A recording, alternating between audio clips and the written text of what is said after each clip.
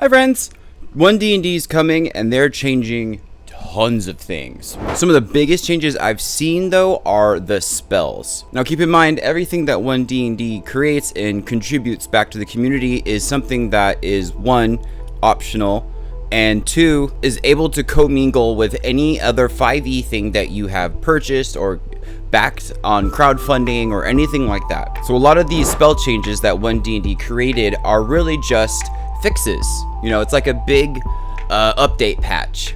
And boy, has things changed. This is all still in its open beta playtest, but honestly, I think most of these are about wrapped up in the bow. We're just going to talk about spell changes and corrections they made, not the new spells, because those I'm sure are going to have the most changes. And in this video, we're going to talk about just cantrips through 4th level spells. I poured through every material that they have, and I put everything in a very easy to read sheet with what's new and what has been changed and what is the new changes and what does it mean. And I put it into a Google Sheet that is available for anyone for free in the description. And you find that or this video helpful at all, I would really appreciate a like and a subscribe. I am really excited to make more D&D content, and it's what I've always wanted to make. And the best way to support me in that is just to give me a like, give me a subscribe, and wish me luck. And all our Roll for Booty gear, like the shirt I'm wearing now and any of my fun shorts, are available at rollforbooty.com. And we're going to play a little ad for that right now. If you wanted to skip ahead, I get it. Hi everybody, I'm Billy King. You might know me as Professor Booty on YouTube, or you might know me as the Lore Bard of TikTok on Tumblr. But there's one thing everyone can agree on, and it's that I know what a butt is. My new shorts are so comfortable, they're basically workplace safe boxer briefs. They have a double layer with a hidden pocket so you can put your headphones in. That double layer is crazy supportive and incredibly comfortable. They're absolutely great to work out in, they're great to just hang out in, and they're wonderful for mowing the lawn and getting stuck in rose bushes, because of course I did. You can get them at rollforbooty.com, link in the description, free shipping across everywhere on the planet except for North Korea. You can get 10% off every item in the cart with the code BOOTY. Okay, bye, I love you. Okay, first off, wow, cantrips have been completely overhauled. They've even changed a lot of class abilities and made them cantrips. We'll start right there. The first cantrips that rock the most of the boat has to be the Warlock pacts that are now cantrips. Book of Shadows, Find Familiar, and Pact Weapon are now all cantrips, and they've all been adjusted a little bit. The Book of Shadows cantrip is something that you would cast, and it would give you the Book of Shadows. It works exactly how it does already, except for at level 5, when you cast cantrips from it, you're able to add your charisma modifier to all the damage. The Pact Familiar, Pact of the Chain incantation is now a cantrip as well. It lasts for an hour now. It has a completely different stat block. They've reworked familiars a ton. Like a metric ton, most of which come as a personalized stat block, even though you get to pick what animal it looks like and behaves like. And most familiars can attack now. And it doesn't even take your action to have them attack. Like, it's pretty solid. Pact Weapon, though, is sick. The Pact Weapon incantation is now a cantrip, allowing you to cast it on a weapon and then become proficient in it, and then use your charisma modifier for all the damage. The cantrip gives you second attack at level 5, so you no longer have to take the additional Warlock incantation to get second attack. It just comes automatically, and it's got verbiage written inside that says throwing weapons will return to you. Look, I don't know why I like throwing weapons so much. I just do. I think it's really cool. So having a cantrip that lets you just have like a belt of returning is A+. Good job, team. I love it. There's a huge overhaul to what is considered the worst cantrip ever, and that's True Strike. True Strike got rid of everything that it used to be. All that gone. If you cast True Strike on a weapon that you're proficient in, you're able to then use your spellcasting modifier instead of strength or dexterity. You're also able to change your damage type to radiant instead of the actual damage. It also gains additional damage dice as it levels up, like all cantrips do. So at level 5, you would get additional D8 of damage added to any of the attacks that you put in with a True Strike attack. They made True Strike Shillelagh's sister, and it's phenomenally better than True Strike is now. We also increased Shillelagh to have damage increase just like True Strike does, and instead of turning your damage into Radiant, Shillelagh can turn your damage into Force. Friends, the cantrip Friends got changed a wee bit. Instead of just getting advantage on a roll and then like immediately seconds after you do that they know you cast a spell on them, they're actually just charmed by you for a little bit. Chill Touch got a huge revamp. They made it an actual touch. Makes sense. They also increased it to D10s instead of D8s, and they got rid of the whole undead gets disadvantage thing, but they kept the whole you can't heal yourself thing. So Blade Ward also got a big revamp. It's now a reaction. You can use Blade Ward as a reaction now when you're being attacked to give that attacker disadvantage. It was already like only great to be used with Eldritch Knights, and now it's even better to be used with Eldritch Knights. I love the new Blade Ward. Fantastic. Speaking of reactions, Guidance got a major overhaul. Not what we expected though. They changed Guidance to be kind of like how we're already using it. It's not an action anymore, and it's not concentration. It's a reaction, and you can only trigger it when an ally of yours has failed an ability save. After knowing they failed one, you can use reaction to give them guidance as long as they're 10 feet away from you, I believe. And then they can add a D4 to see if they actually pass.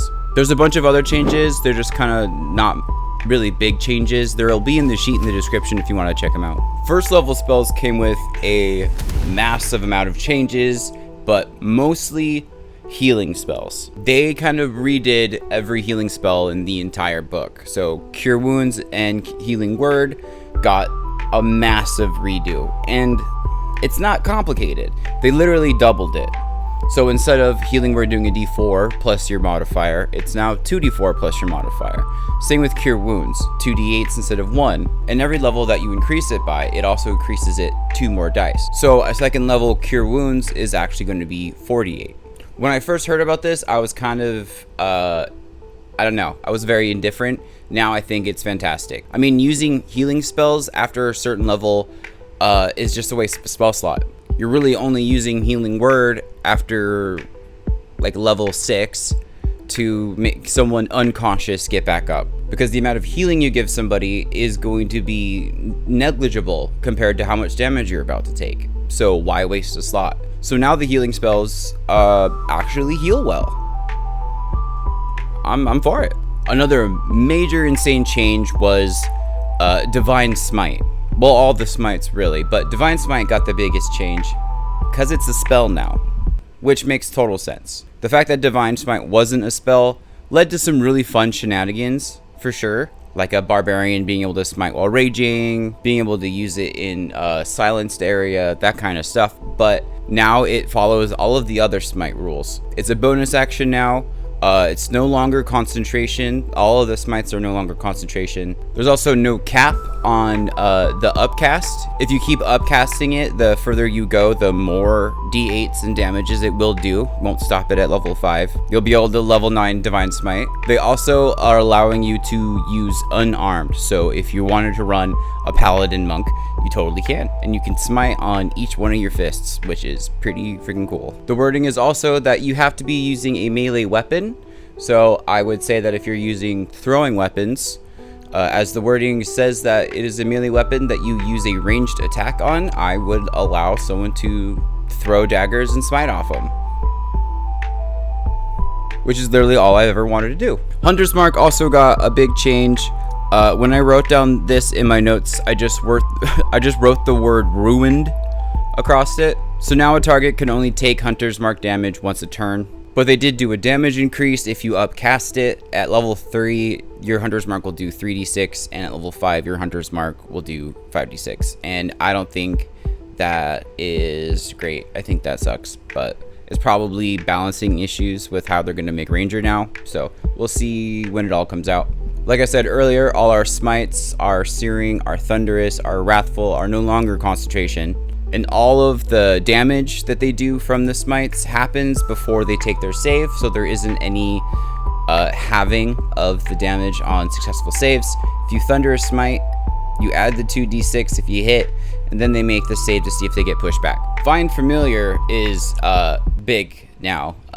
It has a whole stat block, like I said earlier with the Pact Familiar cantrip, except for Find Familiar now can do actions as an attack using your reaction. Very, very, very cool, but you know, you got to figure a wizard using their reaction could be life or death. You know, that's your shield spell, that's counter spell. Level 2, there aren't too many changes, pun noted. Find Steed got a big deal. It's an action now and not a 10-minute cast. The Steed comes out, it's a lot like Find Familiar. You get to pick the animal based on the area, but it has a whole stat block, and this stat block is pretty stacked. It has a healing ability, it has a pretty cool attack. Find Steed was already pretty cool, but now it's pretty dope. On to 3rd level spells, this is when we start getting into the bigger stuff. So after Tasha's came out, Tasha's brought in a lot of cool, fun, new ways to do summoning. And a lot of that made the current conjure spells redundant. So instead of just getting rid of them, which I thought you should, they wanted to change them, because a lot of the old material probably still has, you know, conjure animals and all that stuff, conjure woodland beings in their old stat blocks. So getting rid of it doesn't really get rid of it, you know. So now conjure animals doesn't really conjure animals. It does a whole spirit shroud type of thing where it creates a radius of spirit animals that kind of do spiritual guardians type damage. This swarm of conjured spirit animals can do an attack per round, and it also benefits the party with strength-based saves. Kind of like the bear totem. Counterspell didn't really get changed as much as it just got explained a little better. If you're going to counterspell a spell, that spell has to have a component. So something verbal, something somatic, or something material for it to be counterspelled. Kind of helping you understand that you can't counterspell magical effects. Also, if you have your spell countered, you don't lose the slot. You get to keep the slot, which is pretty cool. As a player, it's pretty cool, but fighting like a big boss and counterspelling a spell just kind of delays the inevitable. So at least it's not, you know, a huge middle finger to anybody. It's just kind of an even playing ground. For 4th level spells, not too many changes. There's a conjure minor elementals here. It kind of recreates spiritual guardians again, except for you get to pick the damage type. It does 2d8 additional damage to all of your attacks, as long as that person is 15 feet away from you, and it can either be bludgeoning, fire, cold, or lightning. So it's pretty cool, actually, especially if you played something like a Blade Song Wizard. You're able to just stack on 2d8 on top of, you know, all your attacks. Grab 2 scimitars and just start swinging in a circle. So those are all of the most major changes. There are other changes. They're in the sheet though. They're just not super big to talk about. The spells they decided to create though are pretty cool and pretty exciting. There's this whole line of just like wizard almost specific spells, because they're all specific about an actual spell book. Like modify spell, which lets you change the attributes of a spell, like you're just putting whiteout over some of the lines and putting your own stuff. Maybe you can remove the vocal component or change the damage type. Like there's a huge list of stuff you can do. There's also like copy spell, so it'll just help you put spells into your spell book faster than the normal time. They added a few more smites too, which is pretty sick.